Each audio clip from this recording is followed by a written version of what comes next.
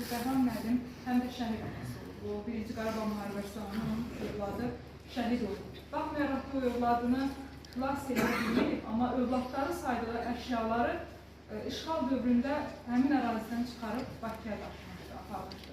Bugün bu addımı atmasaydı, Üzülü Tarixgərşünaslıq Muzeyi deyə bəlkə də bir şey olmazdı.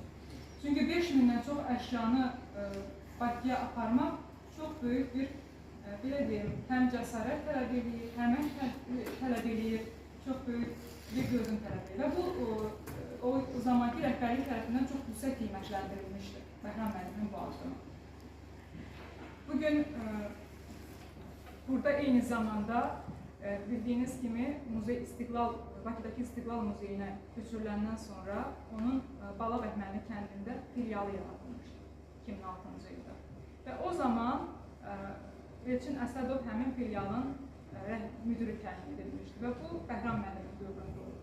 Və Bəhram müəllimlə Elçin müəllimin ünsiyyəti çox geniş olub. Mən onu dəvət eləmək istəyirəm ki, o da Bəhram müəllim haqqında fikirlərini bizlə bölüşsün. Bəhram müəllimlə mənim tanışdığım 2006-cı ildə oldu. Əşyalar toplamışdım, sən gələdim, gedib Bakıya gəl yanıma. Oturduq, söhbət edirik, çörəklidik. Mən götürü muzeylər idarəsinə apardı. Çox yerlərə apardı ki, sənin topladığın eksponatlardan bir dənə muzey yarada bilər. Çox əziyyət çəkdi.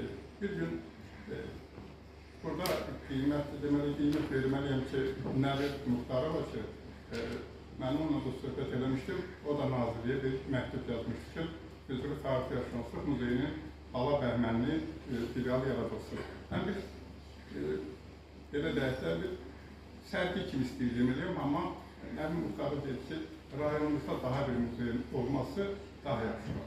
Və onun da köməyini tutar qiymətləndirmək istəyir. Bəhram müəllim haqqında saatlarla danışmaq olar. Mən Bəhram müəllimin ailəsi ilə də söhbət eləmişəm, Elmin müəllimlə də söhbət eləmişəm.